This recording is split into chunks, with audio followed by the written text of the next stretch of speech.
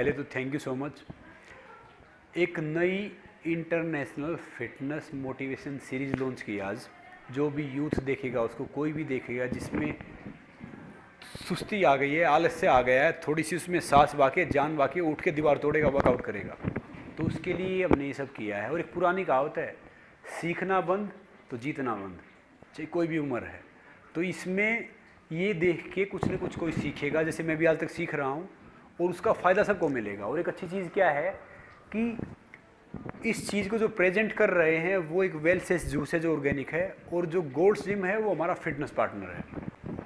इस वीडियो में क्या क्या है, एक लाइन में देसी भाषा में जान। इस वीडियो में क्या है कि इस वीडियो में वो वर्कआउट है कि एक इंसान जो 7-8 साल चारपाई पे रहता है, एक बड़ी बीमारी के बाद, लाइफ थ्रेटनिंग डिजीज़ के बाद, कि जो डॉक्टर कहते हैं इसकी बीमारी तो मतलब ज़िंदगी भर ठीक नहीं होगा, 1-2 साल में डेथ हो जाएगी, बीमारी उसके साथ जाएगी, उसके बावजूद वो ठीक होता है। फिर वो ठीक होकर ऐसा वर्कआउट करता है कि जो एक आम आदमी की, आम एथलीट की पहुंच से भी थोड़ा सा आगे है। तो वो इस वर्कआउट वीडियो में है, और इसको जो प्रेजेंट कर रहा है वो एक वेल सेस जूस प्रेजेंट कर रहा है। वेब सीरीज में एक तरह से आपके एज ए हीरो एंट्री मान सकते हैं हम। तो क्या जरूरी था, मतलब समय के अनुसार चलना चाहिए। आप एक स्पोर्ट्स से जुड़े हैं, रेसलर, बट उस समय के साथ जुड़ते हुए आप वेब सीरीज से जुड़ी रहे आखिर। देखिए, मैं 1-2 शो होस्ट कर रहा हूँ, एक और करने जा रहा हूँ, एक फिल्म करने जा रहा हूँ, मोटिवेशनल स्पीच देता हूँ।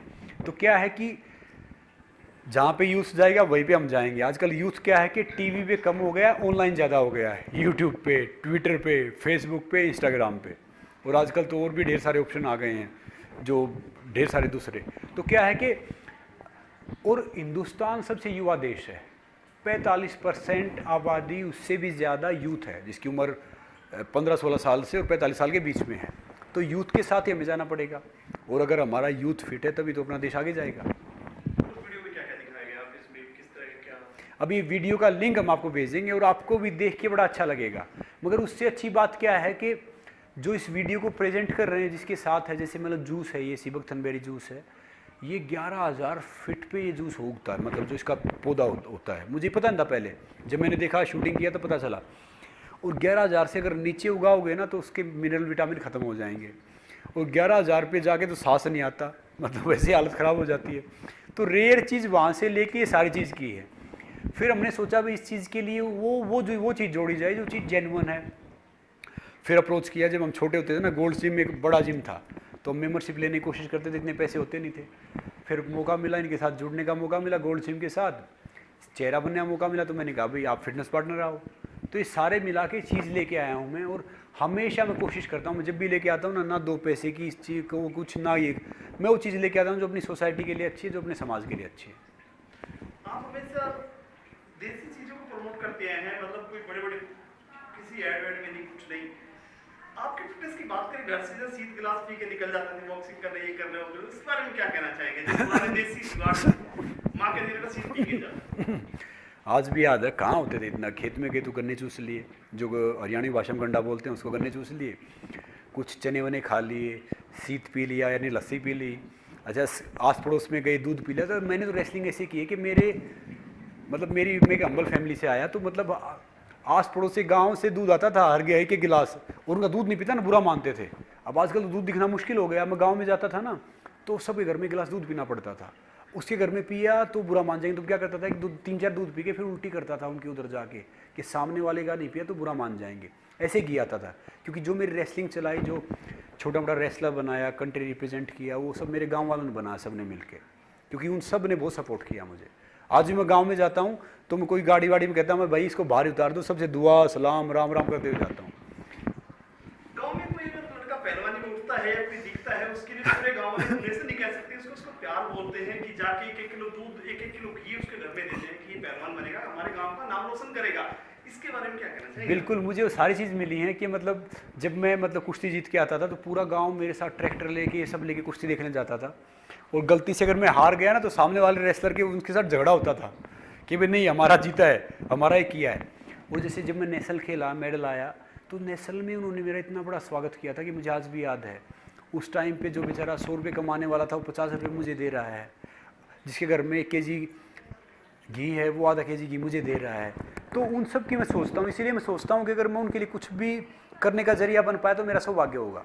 मगर पढ़ाई में थोड़ा सा कमज़ोर था, तो फिर बड़ा भाई रेसलिंग करता था, देख देख के वो जा के तो तुक्का लग गया, छोटे मोटे पहलवान बन गए। पहला ऐसा कौन सा जो जिसको आपको लगा कि मैं एक असली पहलवान हूँ, जिससे आपको लगा हो कि मेरे अंदर एक ये चीज है, जिसने लोगों ने बोला हो कि यार बेटे को डाल दो पहलवानी में, पहलवानी करेगा ये? हाँ।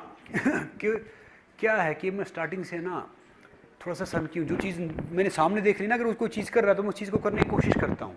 मैं इतना कमज़ोर था, कोई सिर में पुश कर दिया फ्रैक्चर हो जाता था। उसके बावजूद मैंने फिर देखा कि यार देखो पहलवानों को, मैंने गांव में कुश्ती देख ली, उनको थोड़ा सा घी दूध मिल रहा, उनको थोड़ा सा प्राइज इनाम मिल रहा, कोई 2 रुपये 5 रुपये। मैंने सोचा काश यार मैं भी पहलवान होता तो मुझे भी थोड़ा सा घी दूध मिलता, इज़्ज़त मिलती, मान सम्मान मिलता। और नॉर्थ में खासकर पहलवानी में इतनी इज्जत थी, अब भी है, कि मतलब इतनी किसी खेल में थी नहीं। तो उसको देख के एक सपना सा हुआ कि यार देखो इसको सब सामने से राम राम करते हैं, इसकी इतनी इज्जत करते हैं, अगर मैं पहलवान होता शायद मुझे भी करते। तो वो चीज़ आगे लेके आई, थोड़ा दूध मिलता, घी मिलता, इस चीज़ से आ गया बस। किसको मानते हैं संग्राम? बचपन से पिटकर, चोट खाकर, गालियां खाकर जो यहाँ तक पहुँचे आप? वैसे सच बताऊं, जो मेरा आइडल है ना, मेरा फर्स्ट आइडल मेरी माँ है। जो माँ आज यहाँ खड़ा हूँ, सब कुछ कर रहा हूँ, डॉक्टरों ने सब ने हिम्मत आ रही, मगर मेरी माँ ने हिम्मत नहीं आ रही।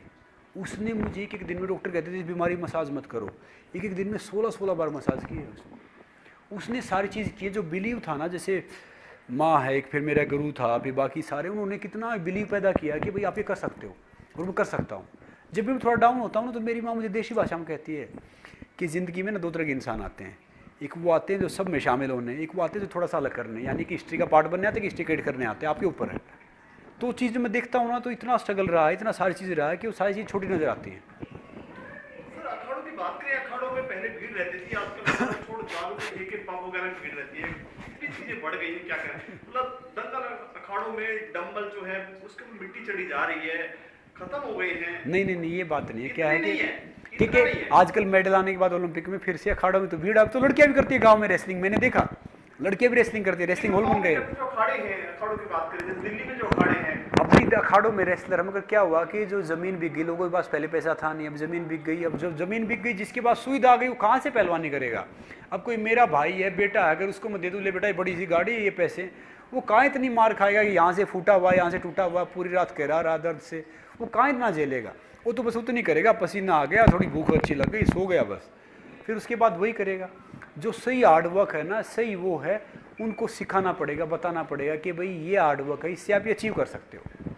तो कुश्ती वगैरह कितनी मुश्किल होती है, फ्री स्टाइल कुश्ती होती है, मर भी जाते हैं, इसमें कितना चैलेंजिंग होता है आपके लिए? आपने कुछ ऐसी बीच में कुछ लड़ी है?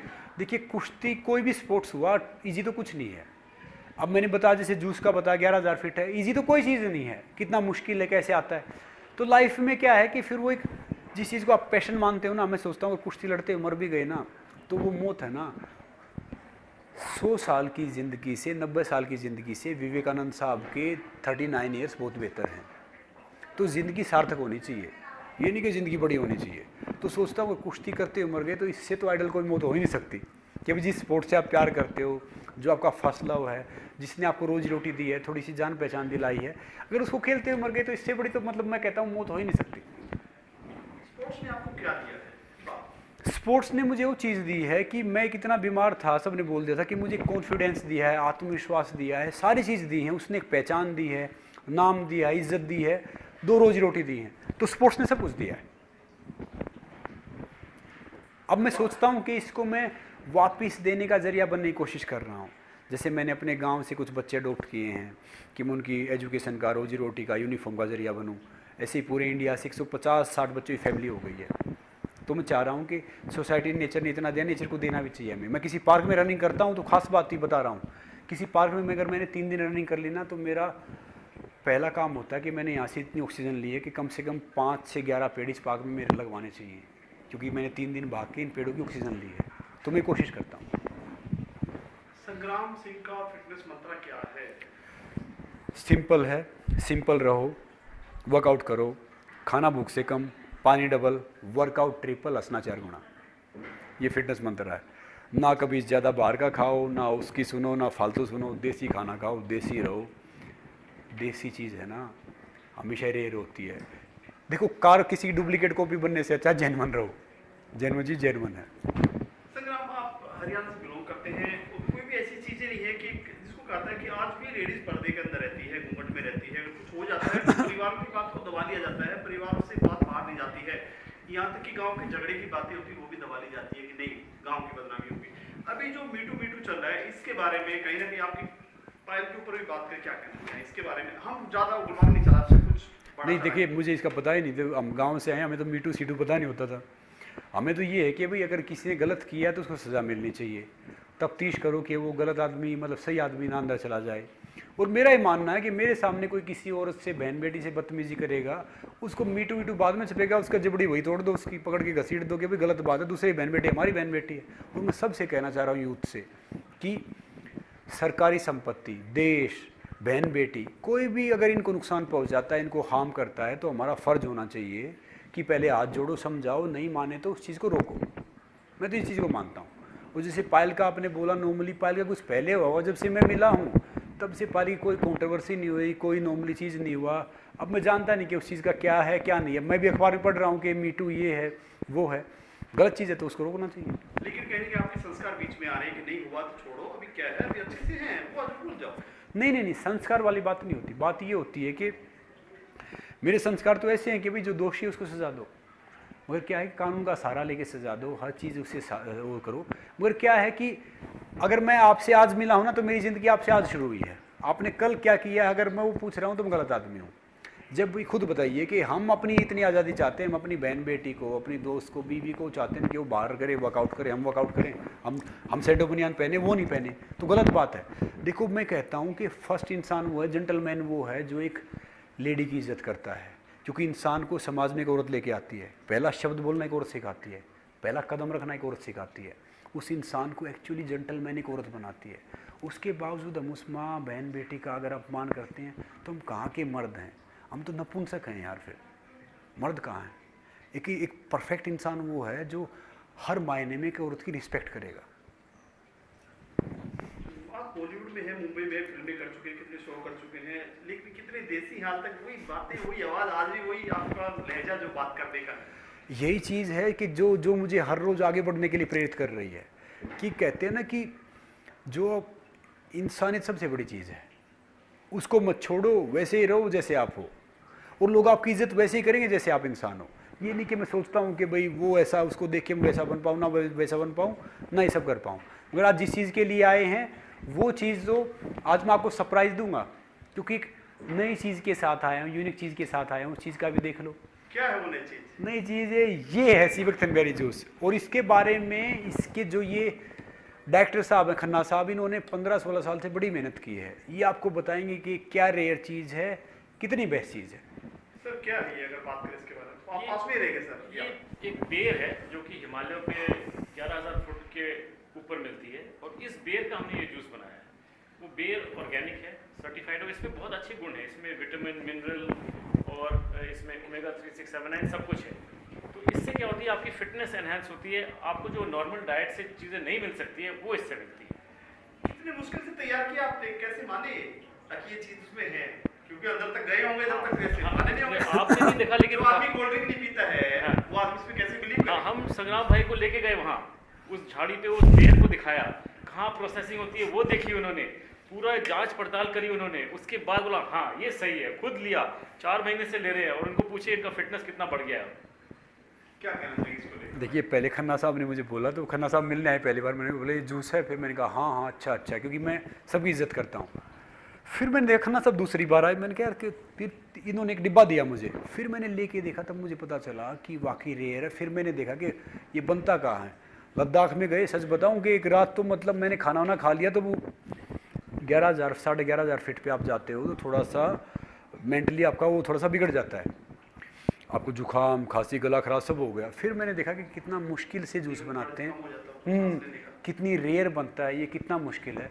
मैंने खन्ना साहब बहुत मेहनत कर रहे हो यार, अगर इस हवन में कहावती हमारी डल गई ना तो फिर सौभाग्य होगा। प्राइस की बात करें खन्ना साहब, क्या है कि हर कोई आदमी ले सकता है, महंगे जिम में जाने वाला नहीं, कोई आम आदमी ने भी इसको लेना चाहिए, क्योंकि आपकी जो नॉर्मल डाइट में आजकल फर्टिलाइजर घुसा हुआ है, पेस्टिसाइड घुसा हुआ है, ये प्योर है, ऑर्गेनिक है, इसमें कोई फर्टिलाइजर, कोई पेस्टिसाइड, वहाँ वो 11,000 फुट पे तो कोई है ही नहीं। वो ये जंगली बेर से बना है, ये हम कल्टीवेट नहीं करते हैं, जंगली बेर जंगल से लेके हमने इसको बनाया है, इसमें कोई फर्टिलाइजर पेस्टिसाइड का कोई चक्कर नहीं है। और आम आदमी को आजकल की जो डाइट है ना, तली हुई चीज़ें लेनी है और फ्राइड खाना है और डाइट ठीक नहीं है, वो डाइट से आपको ये सारे गुण मिलते ही नहीं, इसलिए बीमारी होती है। ये आपको बीमारी से भी रोकेगा। ज़्यादा क्या कहना चाहेंगे इस प्रोडक्ट के बारे में? भाई लेके देखो तो पता चलता है, लो फिर बताओ कैसा लगा। और शरीर ठीक है तो सब कुछ ठीक है। Health is real wealth. तो इसको ट्राई करो फिर हमें बताओ, ज़्यादा कुछ नहीं बोलेंगे, क्योंकि कहते हैं ना कि प्रत्यक्ष को प्रमाण की ज़रूरत नहीं होती। लेके देखो फिर बताओ। जी सही बोला।